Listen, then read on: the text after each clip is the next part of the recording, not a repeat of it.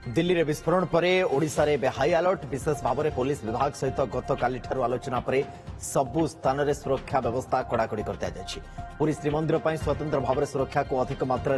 बढ़ी दि जाए राज्यर सबु रेल स्टेशन विमान बंदर में सुरक्षा बढ़ी दि जाए केवल से समस्त पर्यटन स्थली और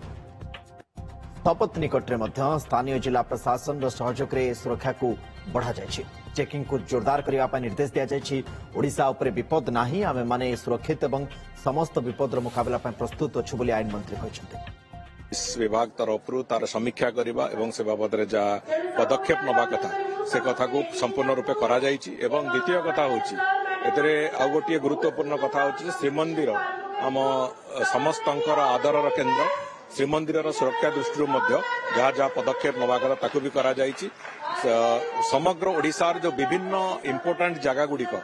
समस्त इम्पोर्टाट जगह गुड़िक सुरक्षित रखा तार एक्सरसाइज आरंभ हो जाइए तेणुक आम भावुचु जे आम संपूर्ण रूपे सुरक्षित अच्छे तथापि आमर कौन जगार अंतत अवहेला न हो एवं समस्ते सुरक्षित रहतु से जहाँ दरकार सरकार तरफ तार समस्त योजना कराई।